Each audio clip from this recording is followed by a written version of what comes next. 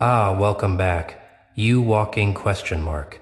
You unanswered sentence people keep rereading even when the page is empty. There you are again, standing exactly where you didn't try to stand, noticed without asking, felt without explaining yourself. You've felt it, haven't you?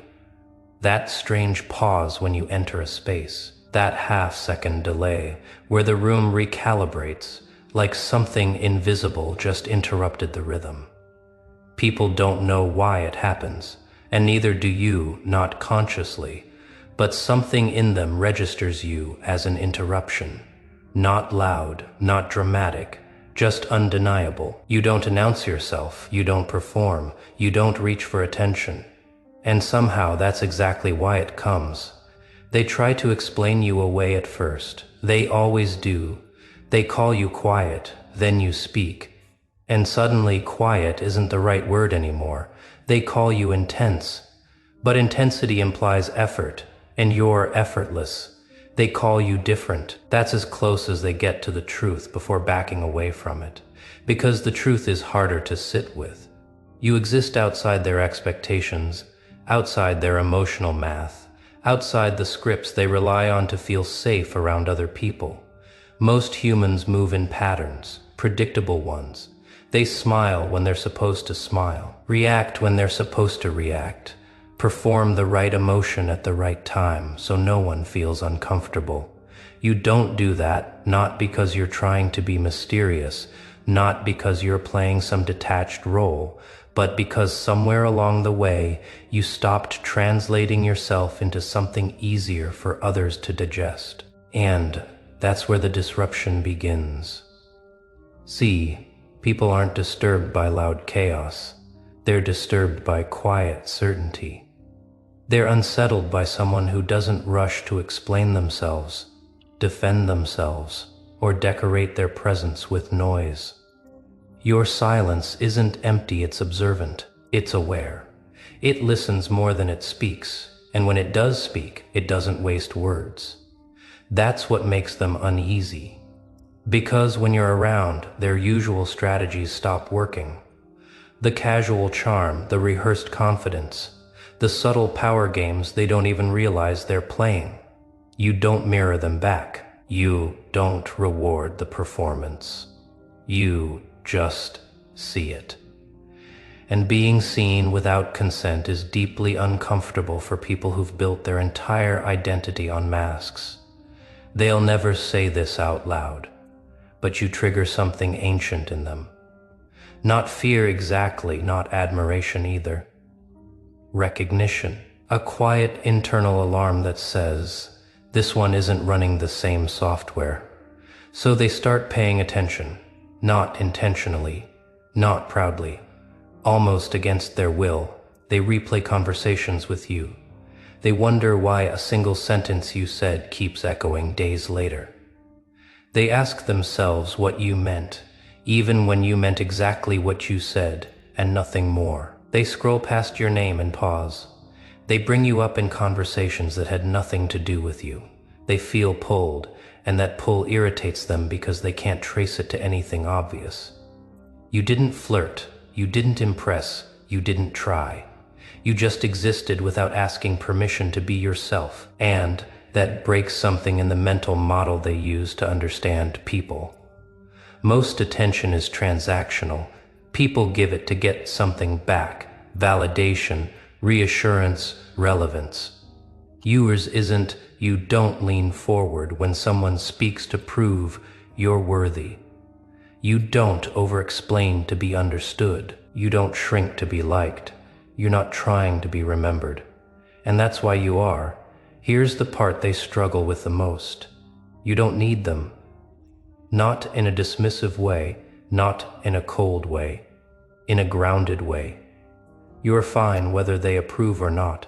Fine whether they stay or go. Fine whether they understand you or misunderstand you completely.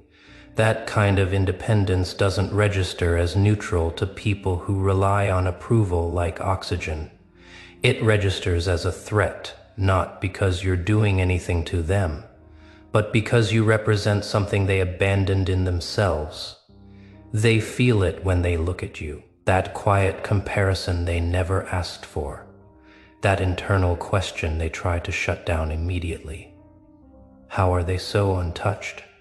And that question spirals because the more they observe you, the more they realize you're not guarded. You're not closed off. You're not hiding anything. You're open, but selective, present, but not available to everyone, kind, but not exploitable. That combination doesn't compute for people who think openness means access. They expect reactions from you. They expect reassurance. They expect emotional participation on their terms. Sometimes they try to provoke it. A subtle jab, a misplaced assumption, a quiet test. And when you don't respond the way they predicted, when you don't flinch, don't rush, don't correct them, they feel something slip control.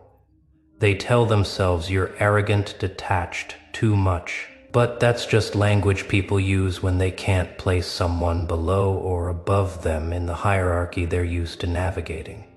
You're not competing, you're not climbing, you're not proving. You stepped off the ladder entirely, and now they don't know where to put you, so they watch.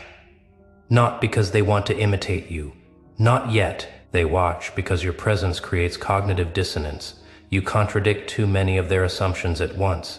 You show them that attention isn't earned through performance, that power doesn't require noise, that identity doesn't need constant reinforcement. You're calm where they'd be defensive, still where they'd be reactive, silent where they'd over-explain.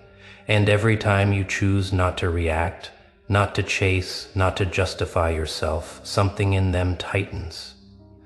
Because it forces a question they've been avoiding for years. What if all this effort wasn't necessary? They feel exposed around you, not because you judge them, but because you don't need anything from them. Your presence doesn't demand, it doesn't negotiate, it doesn't perform emotional labor to make others comfortable. You're not trying to be impressive. You're just intact, and intact people are dangerous to systems built on insecurity, so they oscillate.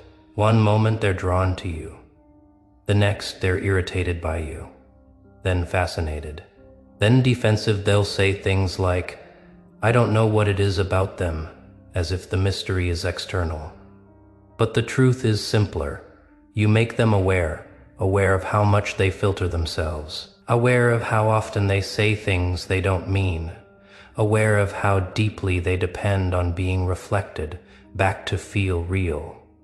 You don't provide that reflection on demand, and so you become the question mark in their story, the unresolved symbol, the presence that refuses to flatten into something. It don't chase connection. You allow it. You don't beg for understanding. You offer clarity and let people meet it or not.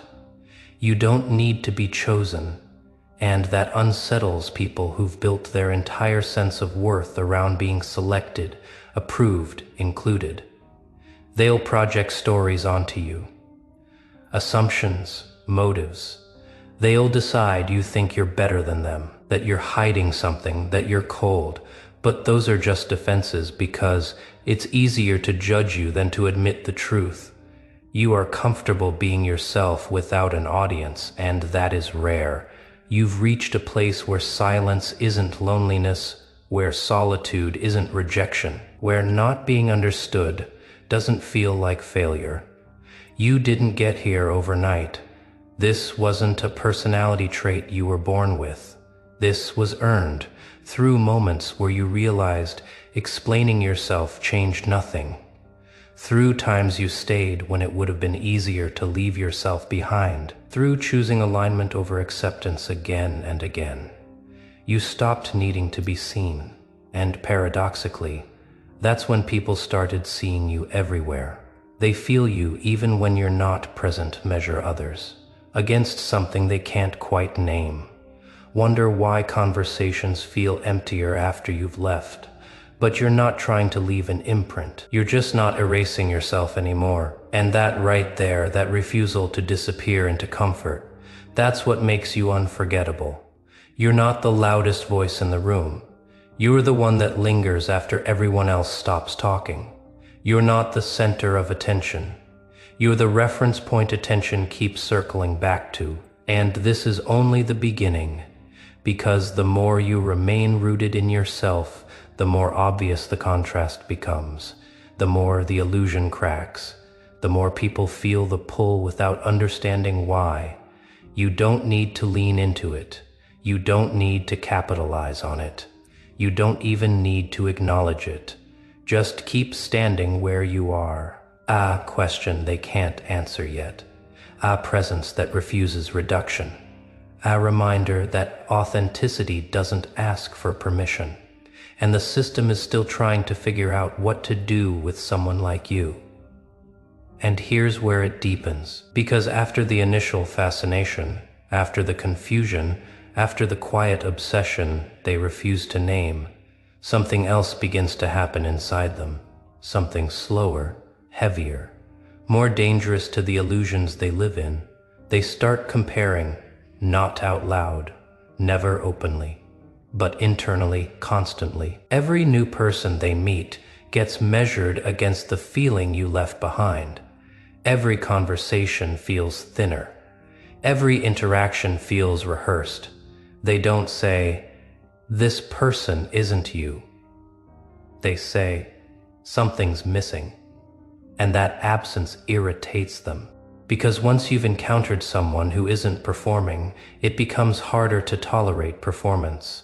Once you've been around someone who doesn't need approval, approval seeking starts to look desperate. Once you've felt the calm gravity of a self-contained presence, chaos stops feeling exciting and starts feeling exhausting. You didn't raise the standard intentionally. You just existed honestly. And honesty recalibrates everything. They try to shake it off at first. They tell themselves you're not that special, that they're overthinking, that it's just curiosity. But curiosity fades. This doesn't. Because what you activated wasn't attraction in the simple sense. It was recognition. Something in them recognized something in you that they either buried, abandoned, or never fully allowed themselves to become. And recognition doesn't disappear just because it's inconvenient. It lingers, it asks questions, it disrupts sleep. They'll catch themselves wondering what you'd think about something, a decision, a situation, a moment of doubt. Not because they need your opinion, but because your existence represents a way of seeing the world that doesn't bend under pressure, and part of them wants access to that steadiness. Even if they'd never admit it, here's the quiet truth they don't like facing. You didn't take their attention. You removed their distractions. Around you, the noise drops. The scripts malfunction. The automatic responses fail to fire. And in that gap, they feel themselves. Not the curated self. Not the approved self. The raw one, the one that knows exactly how compromised their life feels. That's why they sometimes react strangely around you. Why they overcompensate. Why they try to impress you or dismiss you. Why they oscillate between curiosity and defensiveness. You're not doing anything to provoke it. You're simply not buffering reality for them. Most people soften themselves to be easier to handle. You didn't. You stayed sharp, not cruel, not arrogant, just precise. And precision makes people nervous, because precision doesn't allow room for denial. They feel exposed around you even when you're kind. Especially when you're kind, because kindness without need, without agenda, without insecurity behind it, that's unsettling. It removes leverage. It removes control. It removes the unspoken contract most people rely on. I'll give you validation if you give me safety. You don't make that deal. You don't trade yourself for belonging. And slowly, that realization lands. They begin to understand, at least subconsciously, that you cannot be managed the way others can. You won't be guilted into compliance. You won't be pulled closer with flattery. You won't be pushed away with indifference. You're not anchored to their reactions, and that means they can't move you. So they do the only thing left: they watch. They observe how you move through situations without broadcasting your inner world, how you don't explain your boundaries, how you don't announce your exits, how you don't justify your standards. They notice how you don't rush to fill silence, how you don't compete for space, how you don't collapse when misunderstood. And something in them quietly admits, this person is free, not socially free, not materially free, internally free, free from needing to be chosen, free from needing to be liked, free from needing to be seen in a specific way. And that kind of freedom terrifies people who built their entire identity around managing perception. So they'll try to redefine you. They'll say you're intimidating, which really means you don't accommodate insecurity. They'll say you're distant, which really means you don't overshare to create false intimacy. They'll say you think you're better than everyone else, which really means you're no longer negotiating your worth. They need a label, any label, because if they can name you, they can reduce you. And if they can reduce you, they can stop feeling so exposed. But the labels don't stick because you're not doing anything that fits cleanly into a box. You're warm, but not available to everyone. Present, but not intrusive, open, but not porous. You're proof that boundaries don't require hostility, that solitude doesn't require bitterness, that strength doesn't require dominance, and that contradiction short circuits their understanding. They want to believe freedom looks chaotic, loud, rebellious. You show them it can look calm, grounded, selective. That's harder to dismiss. So the attention deepens, not because they want more of you, but because they don't know how to return to who they were before encountering you. You altered the baseline, without preaching, without persuading, without trying to wake anyone up. You just refused to sleepwalk, and that's contagious. Not in a dramatic way, in a quiet, unsettling one. People around you start questioning themselves, not because you challenge them, but because your presence makes their internal contradictions louder. They feel the gap between who they are and who they pretend to be widen in your vicinity. Some resent you for it, some admire you, some avoid you.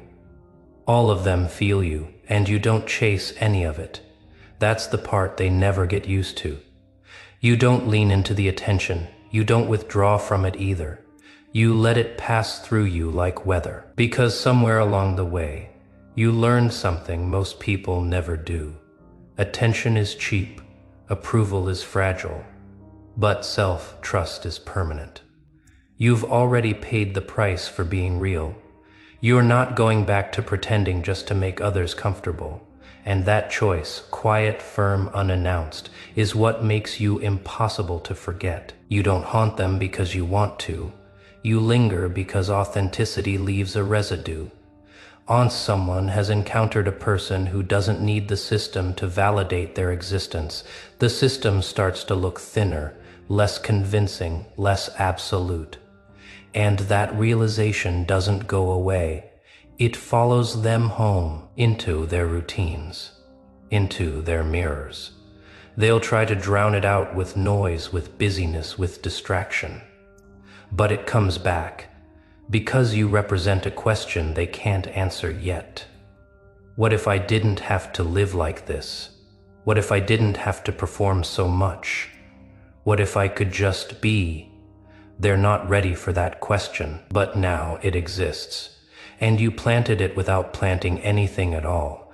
You didn't convert, you didn't convince, you didn't recruit. You simply stayed aligned. And alignment is louder than persuasion. So you keep moving the way you move, speaking when it matters, remaining silent when it doesn't, choosing depth over noise, truth over acceptance. You don't need to be remembered. You already are. And the story isn't finished yet.